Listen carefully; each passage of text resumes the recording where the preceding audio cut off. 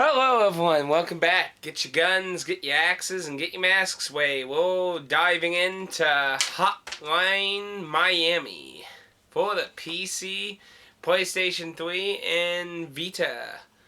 I do not think it was on Xbox.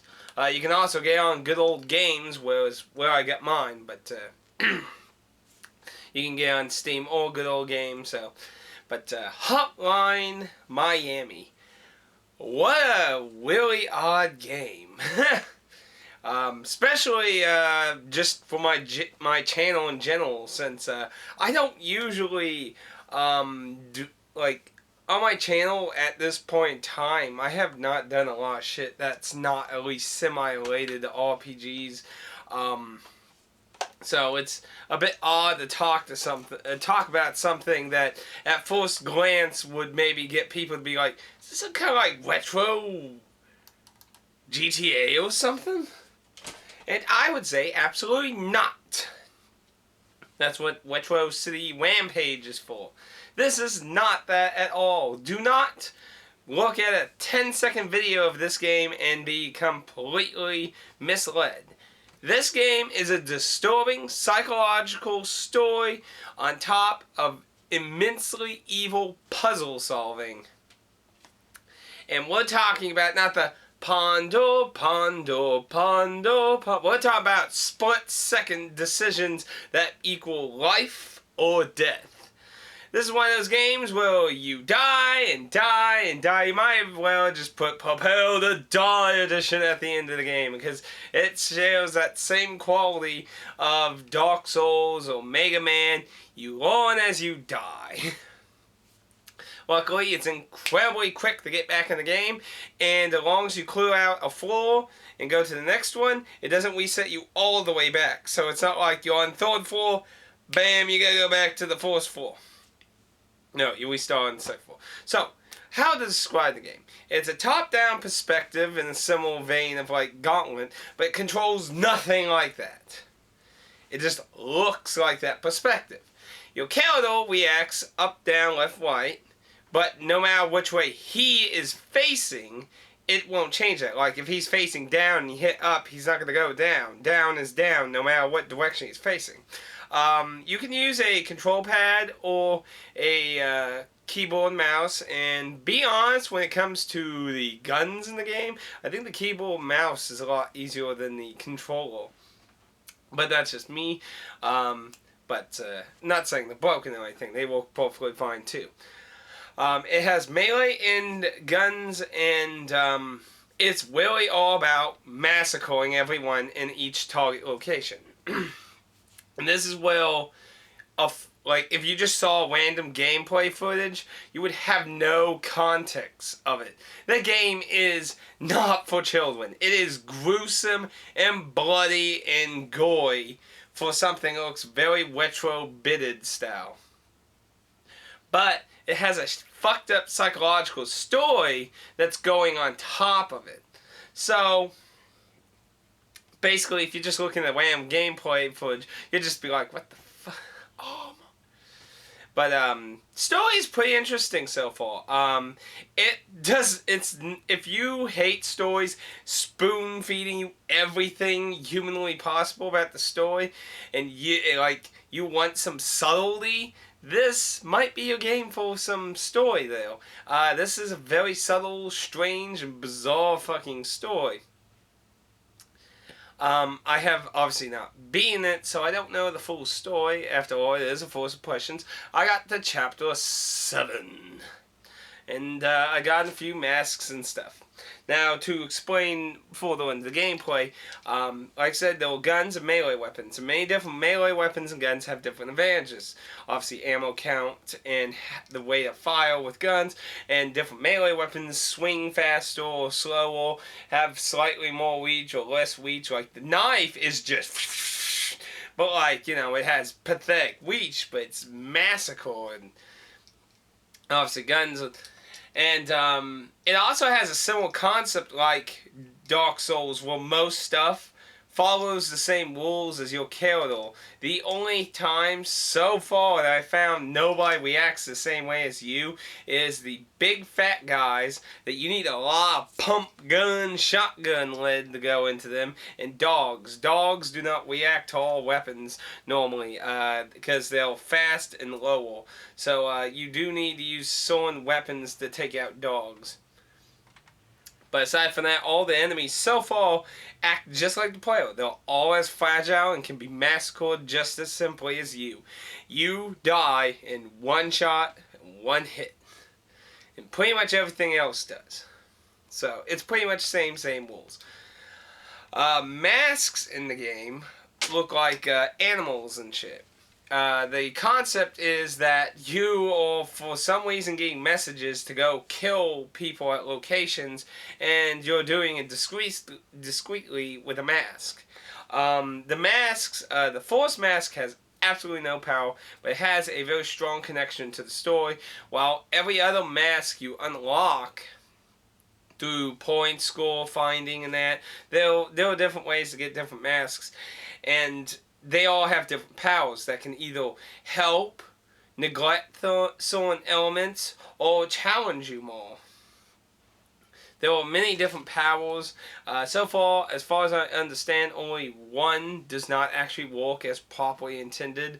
So, aside from that so far, I have not experienced any real bugs or anything. There's a lot of random elements to the game. Enemies do not just constantly have the same weapon every freaking time. Like, you die, you reset it again. It rotates certain characters through different guns and melee weapons. So, you might get a interestingly different gameplay every time you do a stage or retry a stage. Basically, your goal is pretty simple. You just go into the stage and you kill everyone. It's pretty simple that when it comes to gameplay. Sadly, like I said, you're incredibly fragile, and you're outnumbered, and tons of people have guns, so you have to use stealth, quick actions, quick timings, and doors, and sight, and all kinds of shit to your advantage.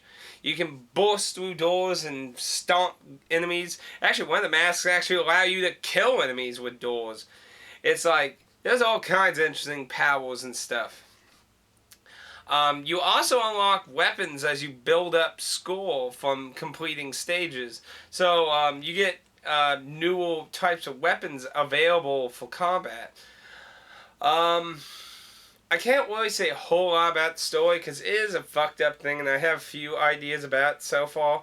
But so far, it looks like the story is really interesting, and the gameplay is actually oddly addictive, and it has nothing to do with violence. It could be the Grinch kidnapping children and minus all the blood and gore and just stuffing them in a bag, and it would still work to me. It's the really clever level design with your tools. Now, I'm pretty sure probably the aesthetic design and the violent tendency is probably something to do more with its story. The kind of environment kind of really gives off a Scarface Vice City kind of feel. It's very trippy and shit. If you have like any visual problems like car sickness or stuff, stuff like that, the game might bother you. It does, like, the stages slightly move a little, and those trippy ass lights. I do not particularly have that problem, but I can obviously understand if someone does. It does have a lot of trippy light effects in there. It doesn't have any of that like quick flashing shit. It just has like, going purple, blue, pink, pink, yellow, purple, blue, blue. It's just really trippy 70s kind of looking crap. It's really an interesting, addictive, puzzling type game. Real-time puzzling. There's no, it's basically trial and error. If you die, you try again. And it was really addictive. I went in one setting from the prologue to chapter 7. and it was pretty fun. And it kept ramping up in new elements and things. It started adding more floors and stuff. So it's really interesting, and I might actually do it as like a small side let's play. I don't think it would probably be very long unless it really gets fucking hard at the end. I am aware there is a secret ending in the game too by collecting mysterious puzzle pieces that are incredibly small to find. But if I do a Let's Play, I'll talk more in detail about those.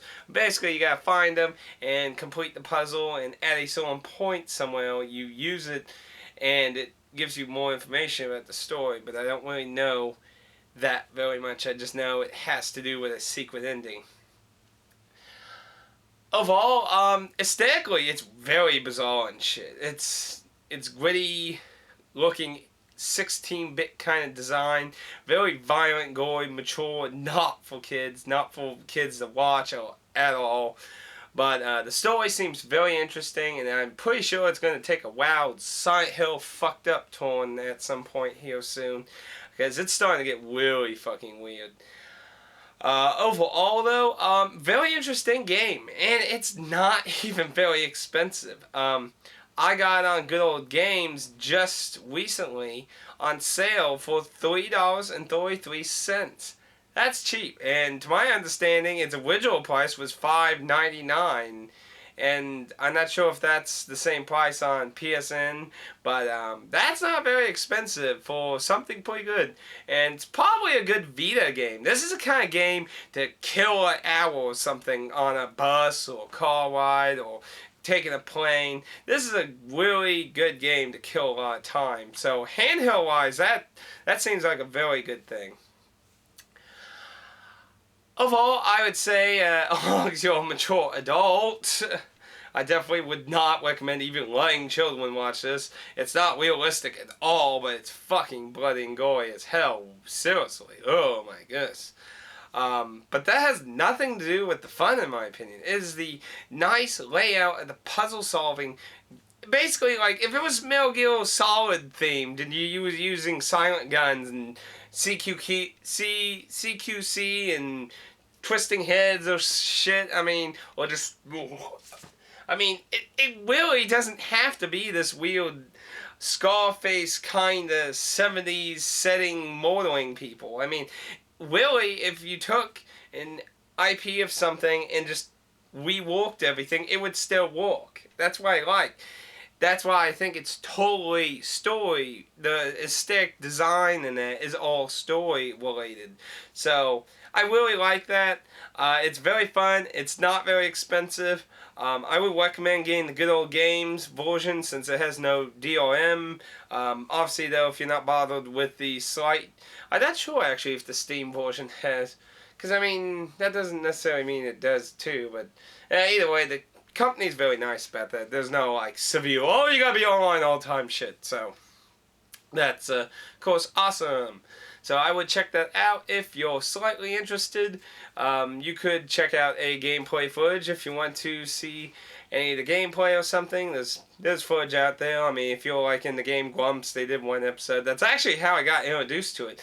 I occasionally watch Game Grumps. I had never heard of it. I watched the part 1 and I was like, huh, this actually looks interesting and possibly fun. So I got it, and yeah, I'm enjoying it. So pretty nice for some questions for a really bizarre aesthetic design puzzle game. Very violent though. Very violent. Very violent. And not really into huge amounts of gore.